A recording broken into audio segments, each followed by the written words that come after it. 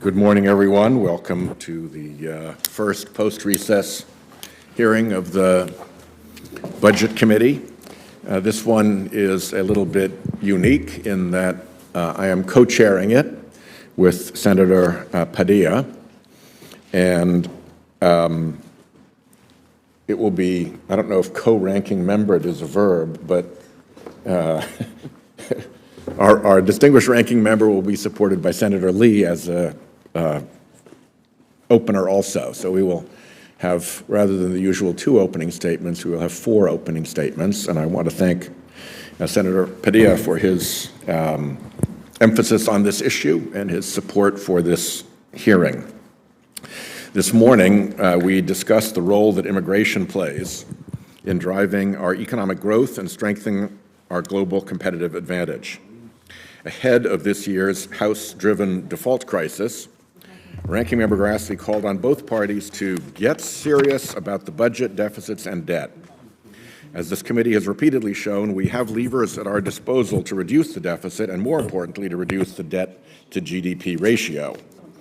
For example, we can increase revenues by fixing our corrupted tax code, and we can avoid future increased expenditures and decreased revenues by investing now in climate change protections. Showering tax cuts on the wealthy, on big mega donors, and on big oil are, in my view, not serious pathways to fiscal responsibility. Today's hearing discusses a powerful tool in our toolkit, and that is immigration.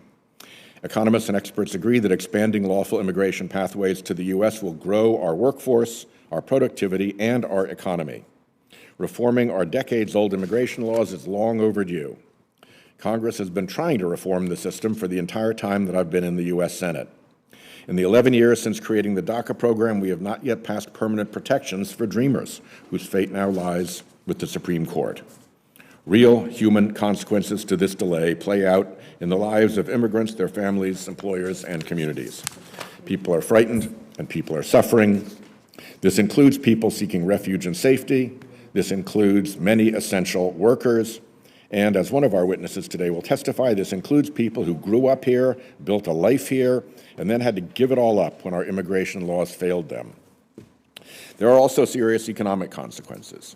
A landmark study on the economics of immigration by the National Academy of Sciences found unequivocally that immigration is integral to America's economic growth. At all skill levels and at all education levels, immigrants boost our economy. Immigrants are about 80% more likely to start a business than those born in the U.S., and immigrant entrepreneurs create jobs for U.S.-born workers. More than 1 in 5 small businesses in the U.S. is immigrant-owned, and more than 40% of Fortune 500 companies were founded by an immigrant or the child of an immigrant. Immigrants are also more likely to hold patents and fuel innovation nationwide. Notably, innovation accelerates among U.S.-born and immigrant workers alike when immigration increases. Further, undocumented workers help fuel our economy. Providing pathways to lawful immigration and citizenship is not only a moral imperative, it is an economic one. An estimated 3/4 of all undocumented immigrants were essential workers during the pandemic. In other words, they were heroes. Their economic contributions would be even greater and their risks of exploitation and labor abuse greatly reduced if lawful status were accorded to them. The Center for American Progress estimated that creating pathways to citizenship for dreamers, TPS holders, farm workers, and essential workers would boost U.S. GDP by $1.7 trillion over 10 years and would create over 400,000 new jobs. Providing lawful status to undocumented workers also benefits U.S.-born workers by increasing worker power and reducing wage exploitation. A rising tide lifts all boats. Economic growth is a product of labor force growth and productivity growth. Immigrants are important to both, and they have become essential to meeting existing labor needs and to the continued health of our social insurance programs, as the CBO director testified in July. If 2 million more immigrants came to the U.S. each year, we could reverse our predicted population and productivity decline. And we could nearly double GDP to $47 trillion by 2050. Compared to a GDP of only $33 trillion in a low immigration scenario. If we are serious about global economic competition with China, then we need to welcome immigrants. U.S. immigration hurdles are motivating businesses to hire workers to facilities abroad instead of in their U.S. facilities. The talent pool is global, and America needs to attract global talent to the U.S.